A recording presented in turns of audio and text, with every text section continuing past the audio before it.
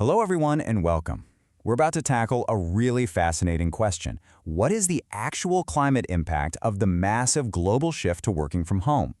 It feels like one of the biggest behavioral changes we've seen in our lifetimes, but the effect on greenhouse gas emissions is, well, it's a lot more complicated than you might think. Today, we're not just going to look at the final answer. We're going to get our hands dirty and deconstruct the very machine, the model that's designed to calculate it. This is a deep dive into the methodology, the data, and all the critical assumptions you have to make to even begin to answer this question. And I want to be super clear right from the start, this is part one of a two-part series. Today's all about the how. We're going under the hood of the analytical engine. We're talking about the model's architecture, its assumptions, the data it feeds on. In any serious scientific work, you absolutely have to understand the methodology before you can trust the results. So that's our entire focus today. The numbers, the final results, we'll get to all that in part two. So, here's the plan. First, we'll frame the central question that this whole model is trying to answer. Then, we're going to spend a good amount of time on the biggest piece of the puzzle, commuting. After that, we'll get into a really crucial, kind of counterintuitive concept called the rebound effect. From there, we'll do a deep dive into business aviation and then intercity travel. And finally, we'll wrap up by setting the stage for part two, where we'll see what happens when we actually run the numbers through this whole framework. Okay, let's dive in.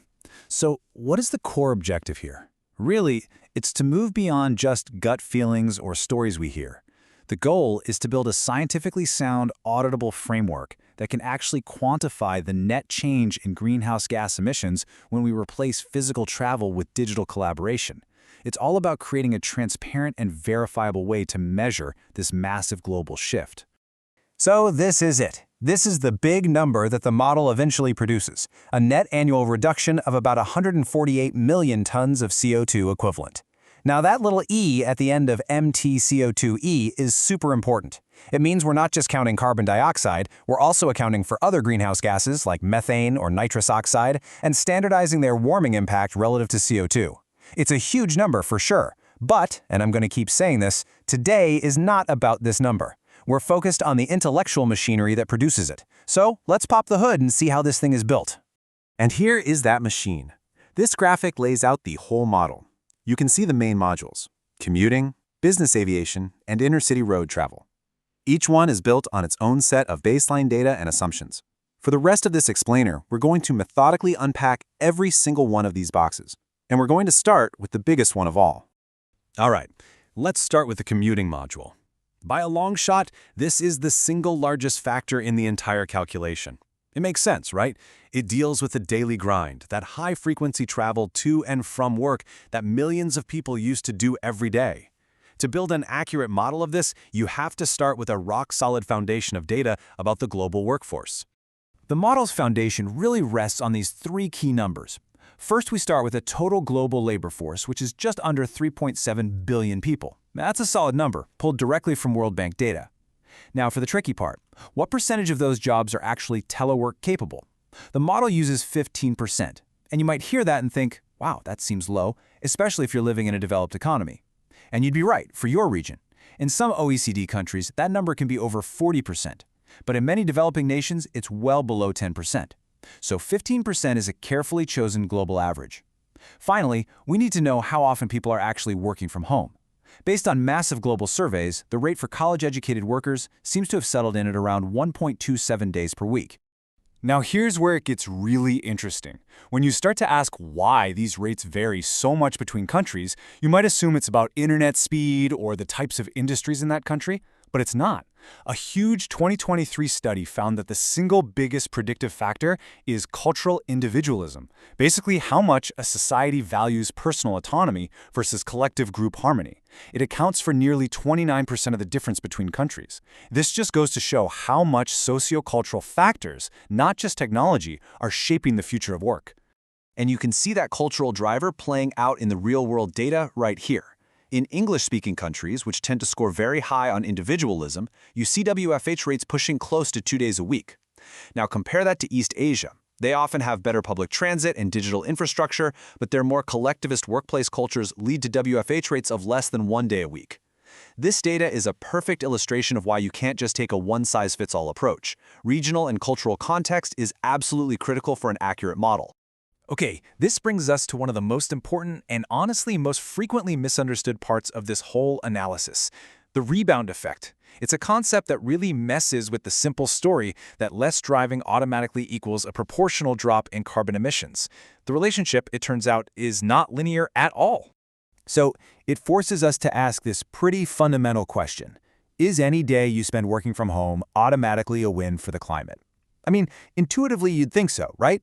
One less car on the road has to be a good thing. But the data shows a much more complicated picture, especially when you're only doing it 1 or 2 days a week. And here is the jaw-dropping finding from a major study by researchers at Cornell and Microsoft. If you work from home full-time, you can slash your work-related carbon footprint by up to 54%. That's a massive reduction. But, and this is the key point, if you're on a hybrid schedule, working from home just 1 day a week, the net reduction is a tiny 2%. It's almost negligible. The climate benefit practically vanishes. This nonlinear relationship is absolutely central to the model. So what is going on here? Why does the benefit fall off a cliff like that? The model has to account for 3 main rebound mechanisms. First, office energy. Think about it. A big office building isn't going to power down its heating or AC just because 20% of the staff is at home. It's still running at nearly full blast. Second, you have a spike in residential energy use. Your house, which was empty, is now being heated, cooled, and lit all day. And third, and this one is a bit sneaky, is what we call trip replacement.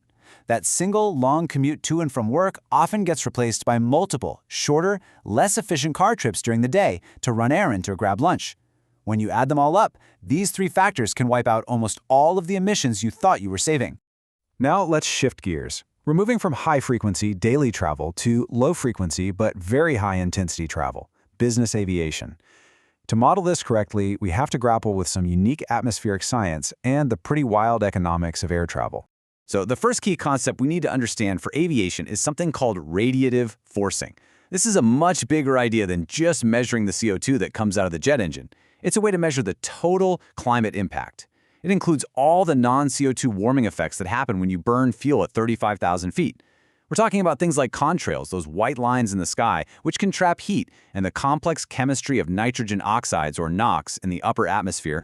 This leads to a scientific debate over what multiplier to use to account for all that extra warming. To measure the impact over a 100-year timescale, this model uses a multiplier of 1.7. That means the total warming impact is 1.7 times the CO2 emissions alone. This is a pretty conservative, well-established figure that's used for official corporate reporting. Now, you will see some studies that suggest the instantaneous impact could be as high as 3.0. And that might be true under certain atmospheric conditions, but for a verifiable baseline model, 1.7 is the scientifically responsible and auditable choice. Okay, now let's look at how emissions are distributed inside the plane, because it is nowhere near equal. This table, which is based on World Bank data, shows a pretty shocking disparity. Business class passengers make up only about 6% of international travelers, but they're responsible for roughly 36% of the flight's emissions. The reason is pure physics and geometry. A business class seat takes up way more space and weighs more than an economy seat, so its share of the plane's total fuel burn is about 3 times larger on a per-person basis. And this quote really just drives that point home. It's an incredible example of emissions inequality all happening within a single metal tube flying through the sky. A tiny fraction of the passengers is responsible for a huge chunk of the climate damage. And this is exactly why replacing even one of those premium cabin international flights with a virtual meeting has such a massive potential for cutting carbon. All right, let's move on to our final module, intercity travel. This is for all those business trips that are too long to be a commute, but too short for a long-haul flight. And this part of the model is a perfect lesson in the dangers of building a global model based on data from just one country, especially when that country is a bit of an outlier. So if you look at the United States, the data is crystal clear. A whopping 80% of long-distance business trips are made by car. It's just a reality of the American transportation system and culture. It is completely car-dominant, and the statistics show that loud and clear. But, and this is a really important point for anyone building a model, if you took that 80% number and applied it to the whole world, you would be making a huge mistake. The way Americans travel between cities is an anomaly. It is not the global norm. This chart shows you the real global picture. The Asia-Pacific region and Europe together account for more than 2/3 of the entire market for inner-city travel. And why is that? It's because of decades of massive investment in high-speed, electrified rail networks. A business trip from Paris to Brussels or from Tokyo to Osaka, you're taking a train. And that train has a tiny fraction of the carbon footprint per passenger compared to a car. So what this means is that the potential to reduce emissions by replacing car trips is much, much higher in North America than it is in most of Europe or Asia. And that's it. We've just completed a full tour of the model's architecture. We've picked apart the commuting module, we've wrestled with the nonlinear rebound effect, we've calibrated the complex impacts of aviation, and we've put inner-city travel into its proper global context. All the pieces of the machine are now on the table. So the model is built. The assumptions have been laid bare and defined. We've done the essential foundational work of really understanding the methodology from the inside out. Now, in part 2, we get to flip the switch. We're going to plug the data into this engine and see what comes out the other side. We'll reveal the full quantitative impact across a few different scenarios. Thank you so much for joining me on this deep dive. I really hope you'll come back and watch part 2 for the full results and a discussion of what it all means. All right, welcome back, everyone. Today, we are diving into part 2 of our deep dive into avoided emissions from enabling work from home. Now, if you're just joining us, I highly recommend you go back and check out part 1. In that session, we really got our hands dirty with the methodology. We built the entire model from the ground up, looking at all the core inputs, the calculations, and the critical assumptions that form its foundation. That was all about the how. Today, we get to do the really exciting part. We're shifting our focus entirely from construction to interpretation. We're moving from the how to the what, and maybe more importantly, the so what. We are going to unpack the model's core findings, deconstruct the big headline numbers, and really explore what they mean for climate strategy and policy. So let's get right into it, starting with the single most important number from this entire analysis. And here it is. The central finding of our model is the net annual savings of about 148 million tons of CO2 equivalent per year. That little E after CO2 is so important. CO2 equivalent is the universal currency for climate science. It's how we standardize the warming potential of all the different greenhouse gases into a single comparable metric. Now, this 148 million ton figure represents what we're calling our most balanced or central estimate. For the rest of this session, our entire goal is to pull this one number apart and see what it's really made of. To do that, we've got a clear roadmap. First, we'll look at the range of scenarios and the headline results, because 148 is just one possibility. Then, we'll do a detailed module-by-module breakdown to see exactly where those savings come from. After that, we'll get critical and examine the model's key sensitivities and caveats, what it's good at and what its limitations are. Then we'll tackle the emerging risk of the digital footprint itself. And finally, we'll pull it all together and talk about what this means for policy. Okay, let's kick things off with the scenarios. You know, a single number is great for a headline, but in any serious modeling exercise, you have to account for uncertainty. The world is a complicated place.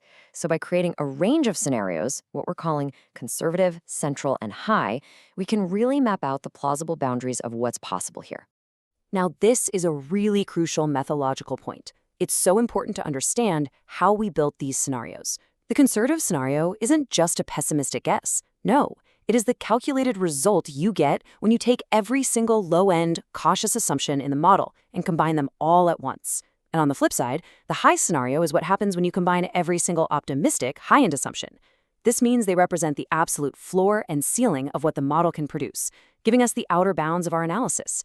Our central scenario, then, is the most balanced mix of assumptions right in the middle. And this table puts some hard numbers on that plausible range. As you can see, the total net reductions span from a conservative floor of about 63.5 million tons a year all the way up to a high-end potential of over 258 million tons. Our central estimate, that 147.6 million tons, sits right in the middle as the most probable outcome. This spectrum is the essential context we need before we start breaking down that central number. So, for our second section, let's do exactly that. Let's deconstruct that central estimate. The 147.6 million ton figure isn't just one single calculation. It's actually the sum of 3 completely distinct analytical modules, each one modeling a different type of avoided travel. And just as a reminder, we covered the detailed methodology for each of these in part 1. The biggest piece of the puzzle, by far, comes from reduced daily commuting. In our central scenario, this gives us a gross savings of almost 96 million tons. But notice, we then reduce that to a net savings of 81.5 million tons. That's a critical step. It accounts for what economists call rebound effects. Think about it. If you're home all day, your residential energy use might go up. Or maybe you use the time and money you saved on commuting to take extra trips for errands. These are real, countervailing emissions, and we have to account for them. This commuting module is truly the bedrock of the whole analysis, and as you can see, its wide range reflects just how much uncertainty there is in global commuting patterns. This second module looks at substituting business air travel with virtual meetings. Here, our central scenario finds a net savings of 42.3 million tons. Now, key insight from this data is how tiny the difference is between the gross and the net figures. Look how close they are. This tells you that the model assumes very minimal rebound effects for this activity. And that's logical, right? If you substitute one specific long-haul flight for a Zoom call, you're much less likely to trigger all these other secondary emissions-generating behaviors compared to a massive lifestyle change, like eliminating your daily commute. And our final module tackles intercity road travel for business. So think of those long-distance car trips. This contributes a net of about 24 million tons in a central scenario. To give you a sense of scale, the source material uses a great analogy. A 600-kilometer round trip by car between Calgary and Edmonton generates about 102 kilograms of CO2. What our model does is estimate the global volume of such trips and then assumes we can substitute about 25% of them with virtual alternatives. So if we put all of that together visually, here's the composition of our central estimate. It's crystal clear from this chart that reduced daily commuting is the dominant driver, right? It accounts for 81.5 million tons, or a whopping 55% of the total net savings. Business aviation is the next biggest slice at 29%, followed by intercity road travel at 16%. You add those three components together, and that's how we get to our central estimate of 147.6 million tons. Now we're moving into what I think is one of the most important sections for any rigorous analysis: understanding the model's boundaries. We have to be honest about our own work. We need to explore which assumptions, if we changed them, could really alter the outcome. And we also need to talk about what potential impacts were deliberately left out of the core estimate. But before we look at the results, let's just quickly define our terms. A sensitivity analysis, well, it's essentially a stress test for your model. It's like kicking the tires. You isolate one single key assumption, like say the non-CO2 impacts of flying, and you vary its value while holding everything else constant, just to see how much your final answer wobbles. It tells you what your model is most sensitive to. And this chart shows that sensitivity analysis in action.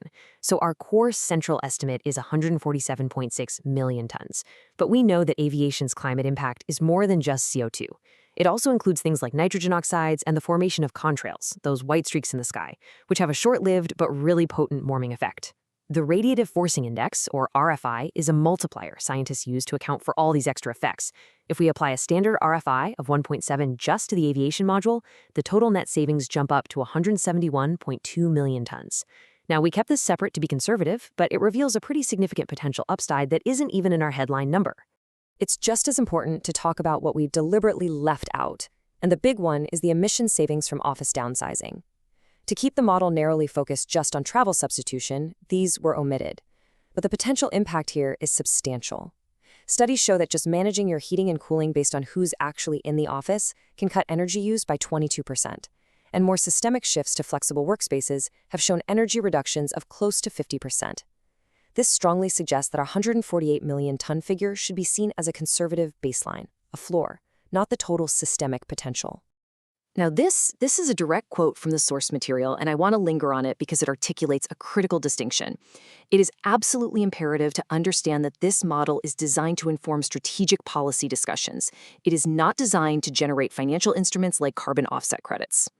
Let's be really clear about this difference. A policy tool, like this model, is built for high-level what-if analysis and strategic planning. A carbon credit methodology, on the other hand, is a different beast entirely. It has to adhere to a formal, legally recognized protocol. It has to undergo rigorous third-party verification. And, most importantly, it has to prove additionality, which means you have to prove that these emissions reductions would not have happened anyway in a business-as-usual world.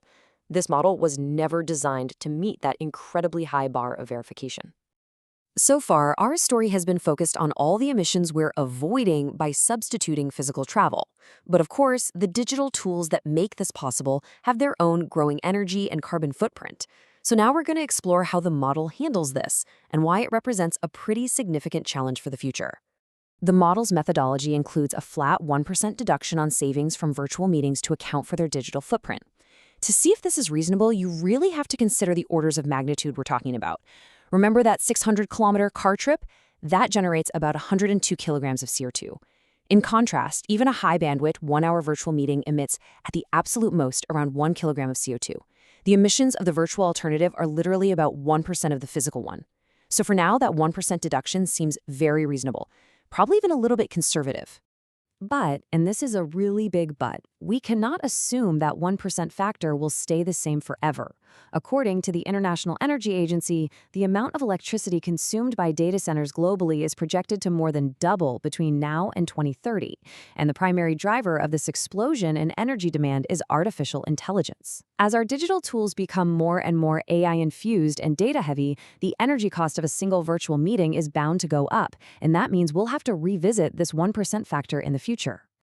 And that brings us to our final section. We've analyzed the data, we understand the nuances, we've talked about the limitations. So now we ask the big question: how can policymakers and organizations actually use this information to strategically maximize the climate benefits of digital work? The analysis really points to 3 core strategic recommendations. First, if you want the biggest bang for your buck, you should prioritize substituting the most carbon-intensive activities, especially things like premium-class business flights. Second, we need to move from just ad hoc flexibility to structured hybrid schedules. The source suggests that working remotely 3 or more days per week is the tipping point where big office consolidation becomes feasible. And that leads directly to the third strategy. You have to actively optimize your physical real estate to capture those substantial but currently excluded emission savings from reduced office energy use. One final quick point on methodological integrity. The central estimate of around 148 million tons, while it happens to be almost identical to a 2008 scenario from a study by WWF and Ecofis, the source is very explicit that this is purely a coincidence. It is not a retroactive calibration. This model's calculations are completely transparent and based on entirely new data sets and structures. Acknowledging this convergence upfront is really a mark of robust, honest modeling. It shows they aren't trying to cook the books to fit some old narrative. And all of this brings us to the central forward-looking challenge. Our analysis shows a significant, immediate climate benefit from digital collaboration. But it also highlights this emerging risk, the exponential growth of the very digital infrastructure that makes these savings possible. So the critical policy question becomes one of long-term strategy. How do we protect and expand on these decarbonization gains while simultaneously decarbonizing the digital world itself? Striking that balance is going to be absolutely essential to make sure these benefits are durable. Thank you for joining this analysis.